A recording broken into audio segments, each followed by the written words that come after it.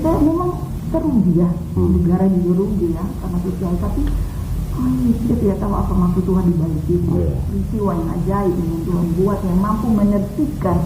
Kami rasa terbantulah. Jadi memang ada sisi negatifnya, tapi ada sisi hal yang Tuhan mau menertibkan, ya, mau bagaimana untuk mendisiplinkan.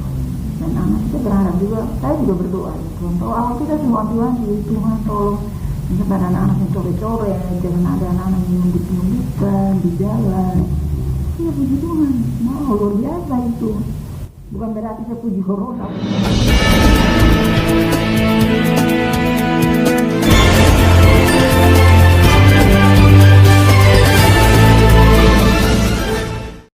Untuk menindaklanjuti surat keputusan 4 Menteri, kegiatan belajar tatap muka terbatas yang telah diterapkan sejak awal bulan Mei, Kepala Sekolah SMA Negeri 3 Kupang akan mengadakan KBM silang bila kegiatan terbatas yang telah dilaksanakan sudah mendapatkan penilaian dari Dinas Pendidikan, guna menghindari kerumunan siswa saat berada di sekolah.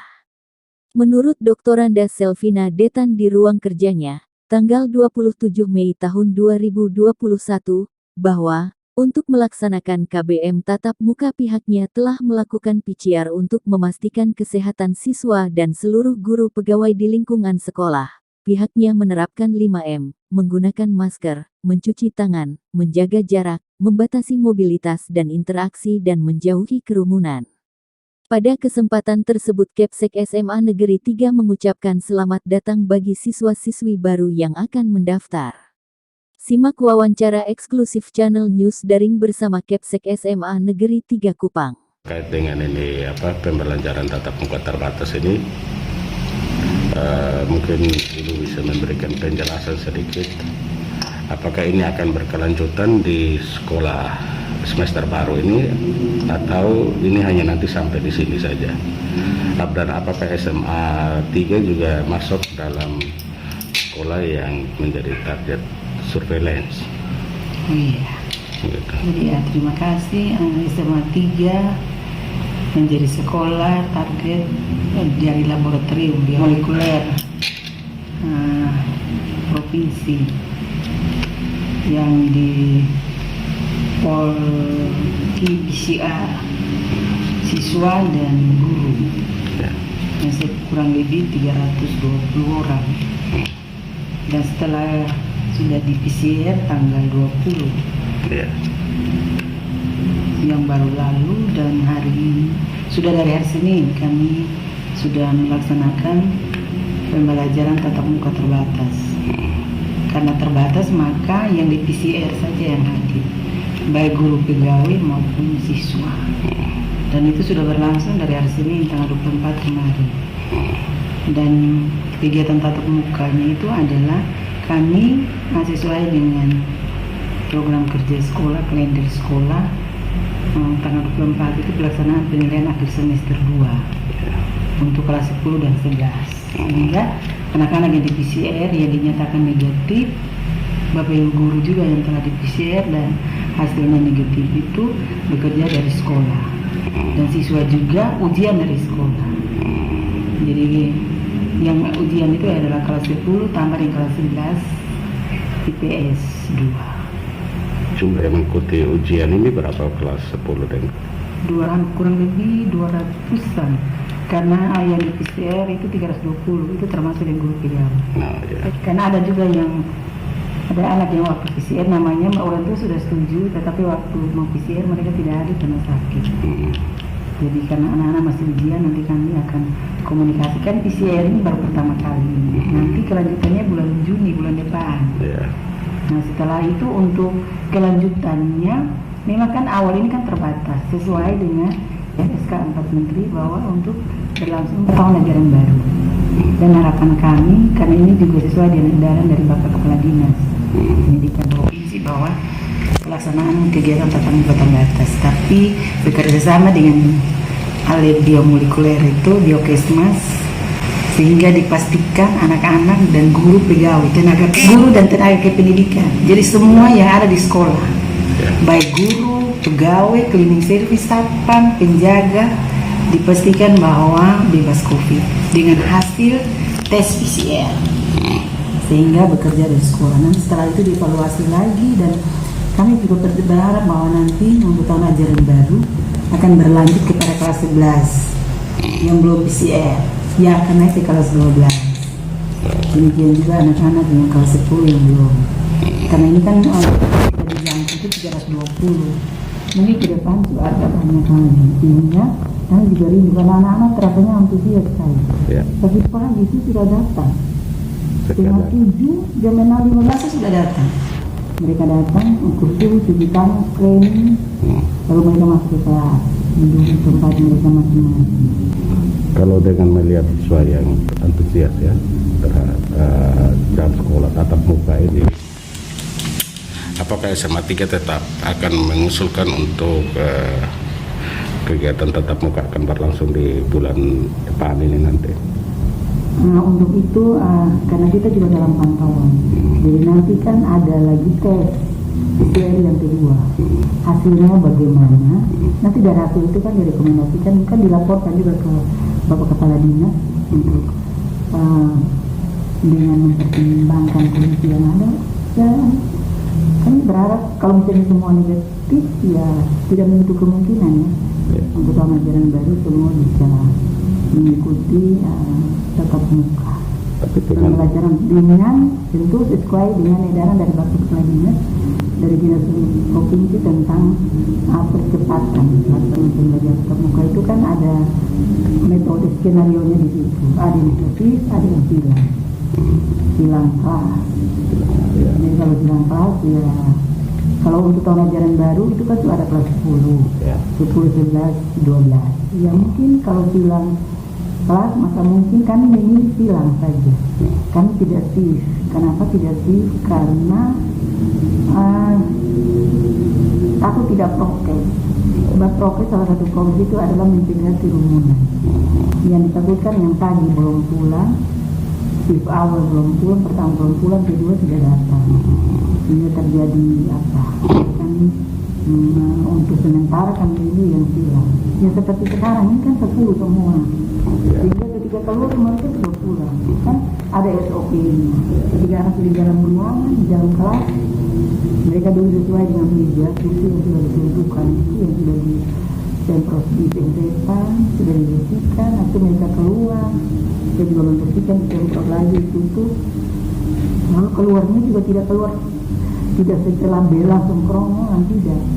Itu kami pakai tahapan. Yang misalnya mulai dari kelas 10 ke 1, mereka duluan yang punya kendaraan duluan pulang, jalan mengambil. Lokasi kami cukup luas, jadi untuk prokes itu sangat sekali, untuk 5M itu sangat sekali kami mampu untuk melaksanakan. Mereka pulang, nanti anak-anak yang orang tuanya jemput, nanti mereka juga jemput anak-anak yang pulang jalan kaki, mereka jalan. Jadi tidak akan ada kerumunan baik dari dalam maupun di halaman sekolah dan pulang. Kan melihat di beberapa sekolah itu orang tuanya kadang tidak mengizinkan anaknya untuk ikut kegiatan tatap muka sementara perjalanan ini. Apakah SMA 3 juga kami juga ada ini, dan ada yang masih ragu. Kami kebetulan sekolah dan siswaan itu buat tutorial tatap muka terbatas. Ini tutorial itu video kami itu dan kirim juga di siswa. Yang kami berharap orang tua juga bisa nonton, juga bisa memastikan. Memang ada juga yang masih ragu karena awalnya itu banyak. Tetapi ketika dirilis ya di media massa yang klaster dari mana? Dari sikap yang asrama itu, sehingga orang tua banyak yang tarik diri. Tapi kami tidak tidak kecewa juga karena orang tua punya hak. Kalau anaknya belum diizinkan ya kami tidak berani. Kebetulan juga dari Biokesmas belum semua yang masih menjangkau hanya 200-an. Ya. Terus ada SMA 3 muridnya apakah yang pernah daftar COVID?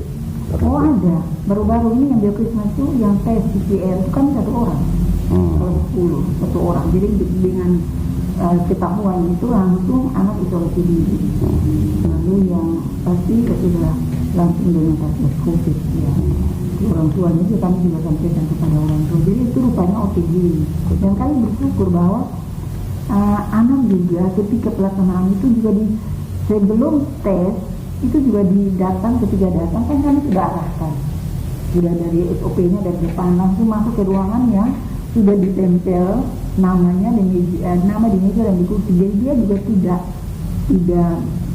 tidak kerumunan, tidak si halo karena bertemu dengan kawan kan seringkali ini kan perilaku anak ya. Sudah lama tidak jumpa dengan teman, sehingga ini kami coba untuk mencegah itu. Tapi ini sejauh mana kami berharap nanti PCR kedua kan bisa nampak apa benar seperti yang kami harapkan, dan kami juga memberikan edukasi untuk mereka bahwa harus tetap baik di sekolah, di rumah pun benar-benar itu tidak kesana kemari ya, 5M bukan 3M, mencegah kerumunan mobilisasi. Jadi benar-benar dia stay di rumah, belajar dalam sekolah, belajar hal yang perlu sekali. Nah, harap intinya anak tetap sehat. Ya, dengan COVID ini juga merubah sekaligus juga membantu mengontrol. Saya mau titik satu ya, ada sisi positif dari peristiwa ini ya, musibah ini. Ya, contoh pengumuman kelas 12. Pengumuman lulus biasanya kan kalau yang begitu itu kan kita sudah wanti-wanti. Kami juga rapat kelulusan itu mendahului 2 hari. Jadi takut juga kalau bapak ibu yang sampai ada anak yang tahu dan belum apa-apa itu sore-sore itu ngebut-ngebutan. Tapi begitu yang saya lihat itu bukan hanya kematian, semua ini. Ya, tidak ada anak yang ngebut-ngebutan di jalan. Tidak ada anak juga yang sore-sore, kan ada mereka datang, tapi itu sudah dibagi. Karena mereka juga mau foto di alma mater. Jadi mereka hanya satu kelas, 1 hari 2 orang, 2 kelas. Ada yang pagi, ada yang siang, bahkan ada yang pergi sore. Setelah itu mereka foto-foto, mereka bareng pulang. Begitu tertibnya. Jadi padahal ada kesadaran ya. Iya. Jadi saya memang terugi ya, negara juga rugi ya karena sosial. Tapi kita tidak tahu apa maksud Tuhan di balik itu. Peristiwa yang ajaib yang Tuhan buat yang mampu menertibkan. Kami rasa terbantulah. Jadi memang ada sisi negatifnya, tapi ada sisi hal ya Tuhan mau menertibkan, ya, mau bagaimana untuk mendisiplinkan. Dan anak kita berharap juga, saya juga berdoa ya Tuhan. Kalau awal kita semua Tuhan, Tuhan tolong kepada anak-anak yang sore-sore, jangan ada anak-anak yang ngebut-ngebutan di jalan. Ya begitu kan, mau luar biasa itu. Bukan berarti saya puji corona, bukan. Saya bukan berarti puji corona, bukan. Tapi maksudnya saya ada sisi positif. Iya, betul. Ya, bahwa segala peristiwa yang terjadi Tuhan izinkan ini, ya Tuhan izinkan ini untuk menyadarkan kita, menyadarkan ya remaja ini, sehingga aduh itu bisa juga belum memperkatakan. Jadi kalau dengan peristiwa ini kita melihat bahwa animo siswa juga semakin baik, dan kalau dibandingkan dengan pembelajaran online dengan tatap muka, cenderungnya ibu akan memilih kemana nih dengan peristiwa yang sudah sekian lama? Sama saja. Saya gini, di satu kondisi memajukan guru untuk membenahi diri dalam berbagai hal, utamanya juga dengan IT. Ya, tapi memang di sisi lain orang tua, kemampuan orang tua juga terbatas. Karena sekalipun ada pemberian bantuan paket ya dari pemerintah, dari kementerian, kami juga sekolah melalui dana BOS. Kami 1 tahun itu anggaran 4 kali. Kalau yang tahun kemarin makan lebih lagi, itu berapa kali kami beli. Ya, jadi untuk sebenarnya kalau untuk pakai untuk anak-anak ya sebenarnya tidak, tapi kan ada juga yang kalah ketika HP mereka, HP Android mereka ada yang bagus, tapi pada akhirnya ada juga yang berjalannya ada yang rusak ya, ada yang di sana itu ada yang jatuh, ada yang segala macam. Jadi memang di satu kondisi memang lebih baiknya tetap online, offline ya. Lebih bagus offline. Ya itu lebih bagus, kami lebih memilih karena anak juga bisa berhadapan dengan guru, lalu ada hal intinya karena kalau online itu terbatas. Guru mau menyampaikan, mau menjelaskan juga terbatas. Kalau disuruh memilih, saya cenderung memilih karena offline.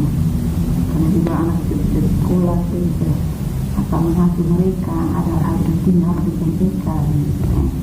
Ya, kalau online itu terbatas juga. Dan kemarin ujian itu apakah semua mengikuti ujian? Begituan semua ikut. Saya ujian sekolah berbasis komputer. Ya.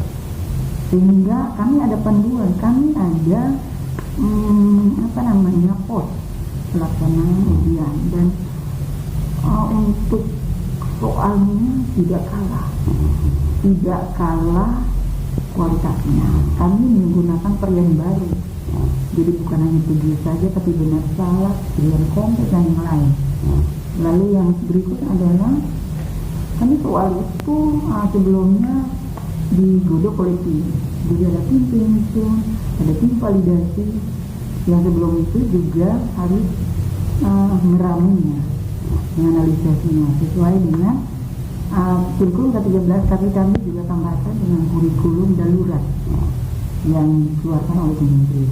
Karena dalam kurikulum darurat itu ada kode-kode tertentu yang sudah di-drop. Jadi kami mengikuti. Itu juga memang berjalan. Kami coba server. Pesertanya semua lulus. Semua lulus, jadi suasana semua ikut. Ada ujian praktek, ada ujian tulis. Mungkin pesan Ibu kepada siswa yang sementara ujian dan sementara yang akan mendaftar ke bulan-bulan depan ini, apa pesan Ibu? Selamat datang ke siswa yang baru mau memilih SMA 3. SMA 3 siap melayani. Tidak muluk-muluk, kami tidak bisa membanggakan dia, tapi apa sih orang tua sudah tahu gimana dia.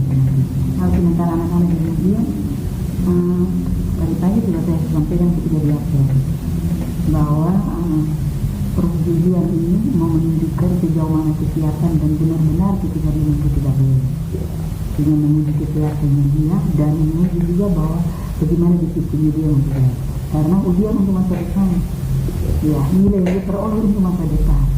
Karena tidak ada ujian nasional, sehingga dokumen nilai yang ada di dokumen laporan capaian pendidikan yang disebut rapor itu jadi dokumen untuk dia untuk bisa melanjutkan ke perguruan tinggi atau bisa juga memilih sekolah kedinasan. Nilai rapor itu juga salah satu, sehingga tidak boleh asal-asal. Jadi harapan orang tua sudah sangat dukung, orang tua sangat sekali mendukung, dan dukungannya orang tua tadi saya bilang sama mereka bahwa orang tua sudah mendukung kalian dengan memfasilitasi berbagai hal. Itu jangan disia-siakan. Buatlah sesuatu yang mereka merasa bangga dan dengan prestasi yang diraih menjadi nilai positif bagi mereka, energi positif bagi orang tua untuk bertambah umur panjang. Maaf atas demikian. Jadi ya saya berharap. Jadi silakan selamat datang bagi yang mau daftar. Yang kalau tidak salah kami juga kalau tidak belum berubah ya, 12 kelas, 1 kelas 36, berarti 432 orang untuk siswa baru nanti. Apa dia menerapkan zona? Kalau karena ini bisnisnya belum keluar, saya belum berani mengerti, tapi seperti tahun lalu itu pakai zona. Baik. Terima kasih banyak Ibu buat waktu. Terima kasih.